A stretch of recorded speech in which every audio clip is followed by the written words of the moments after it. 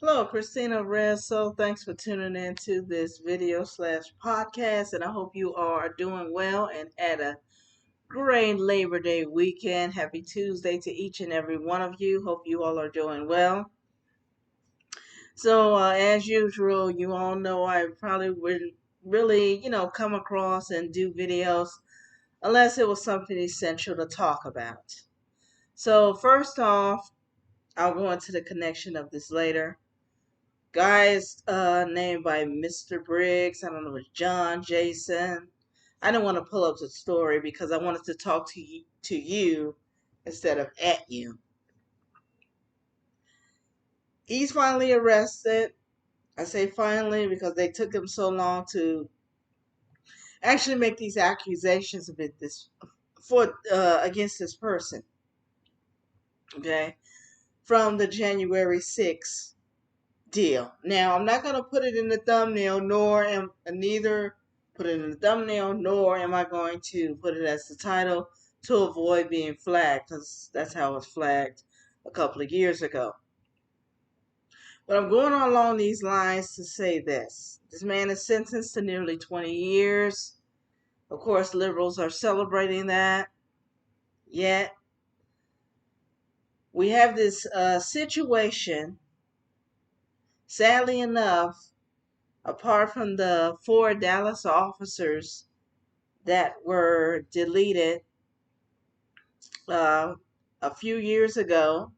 I was still living in New York City at the time, and during church service, all we did was pray. We didn't have the order. We didn't. The pastor didn't care if he preached or not. We just prayed and worshiped God and prayed for these people's families. We collected a donation. From that being said, we had 4 thugs. This, I don't know if it was this weekend or not. I was out of town, okay? And I'm not too far from the Dallas area. I'm not that intrigued with Dallas. I've been to Dallas twice out of my 6 years living in the town that I live in now. Um, Dallas is not that intriguing. In fact, I couldn't care less about any city. I mean, as far as living, I'll go there for a visit, but growing up in Chicago and living in New York City, at my age, I'm not that intrigued. And, if I get what I need to get in the towns I live in, whether it's a town of 5,000 to 500,000, because that's still considered a town. I mean, Anchorage is not even that big. Okay. So you got these 4 thugs that attempts a bank robbery. Now, I don't know the full story, but I just brought this out. I found out about this from Greg Foreman, the Black Conservative Perspective. And this is the very reason, as he stated, why we needed racial profiling. Going back to memory lane in New York City when Rudy Giuliani was trying to, or attempted, or better yet, he did, clean up New York City a lot better than the condition it was in. The crime rate, the city was clean, crime rate diminished, especially during the racial profile. Should everybody be judged? Absolutely not. However, so-called stereotypes exist for a reason. I was coming back from I was in Alaska this weekend, by the way.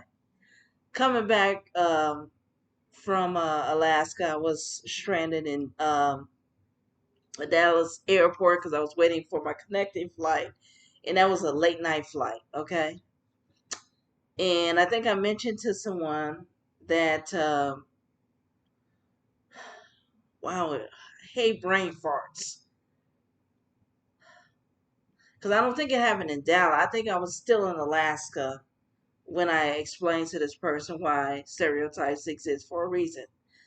Again, for example, when people talk to me, they ask if I have children first, as opposed to if I'm married.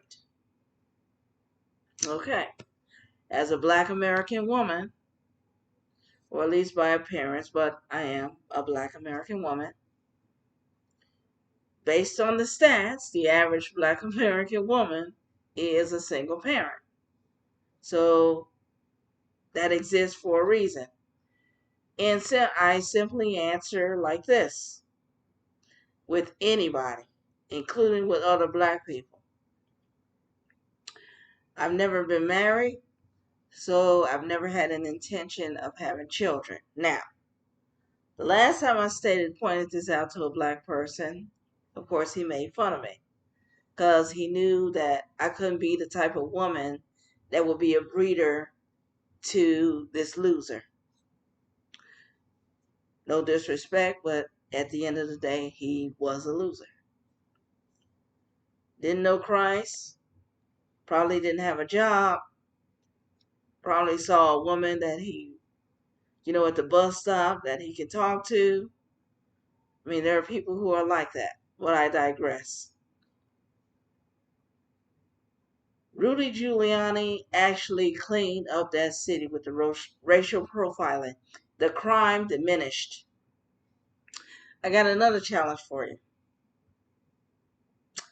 Look at the crime rate, like the highest crime rates, where the highest crime rates are, and where the lowest crime rates are.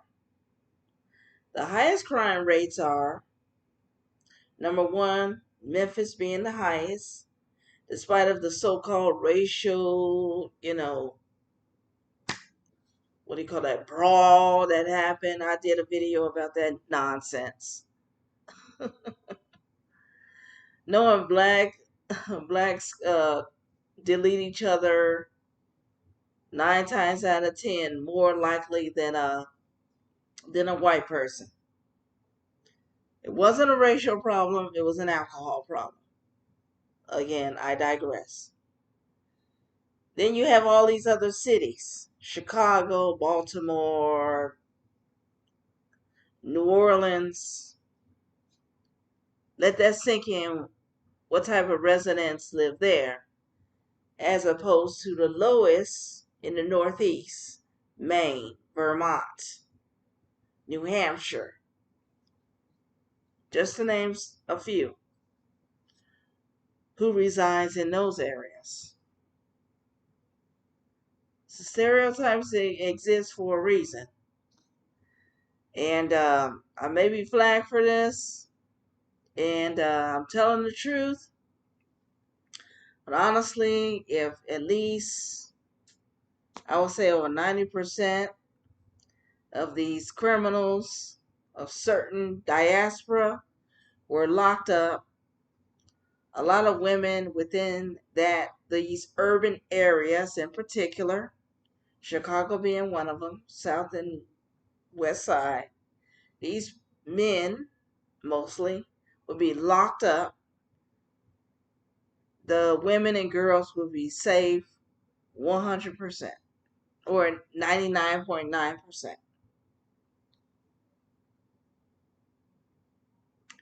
And they talk about police brutality. Are they bad cops? Yes. Should we remove a cop's firearms simply because he misused it? Every single cop's firearm because one misused it? Absolutely not. As an instructor, I know people, there are people in my profession who do things inappropriately. Should we, fire all teachers for the same thing? No. So isn't that profiling police officers because they're supposed to be the target? Now, there was a recent story about a guy in a convenience store that was being tased by the cops. Based on the clip, he was resisting arrest. If you're arrested, you're arrested. So if you try to fight the cops, and you're making your life more difficult. Now, not only are you detained, now you're arrested for resisting, as opposed to the additional charge. But I really want to investigate more about that story because I believe that man was stealing, and the store owner, or he may have been harassing customers, and the store owners got sick of him. Okay, called the cops, and he got all in the cops' face and being bad and ugly, and he ended up in that situation. That's what I'm getting. Most likely that happened, but of course, liberal media is not going to show that. Same with the Rodney King case. Same with the Rashad Brooks case. They didn't show the whole story, the whole clip, but I saw the complete of both of them, and the cops were justified in both situations. Now, in the Rodney King case, they made a good decision because the jury probably saw the complete video. Mm-hmm. It's unfortunate how that innocent fella, he was a white truck driver. I think it's Giddy or Gritty, with a concussion. I know he went out there in that area in his own ignorance, or he may have not known the verdict yet. But that poor fella, beaten with his head in, um, and he's mentally disabled and physically disabled for the rest of his life, all because of a lie. Christina Renzo, thanks for listening. Pray for our nation. Pray for our brothers and sisters on the persecuted church. And as I've been saying, the Lord bless you, keep you, and may his light shine upon you. And I'll talk to you as soon as the Lord wills it.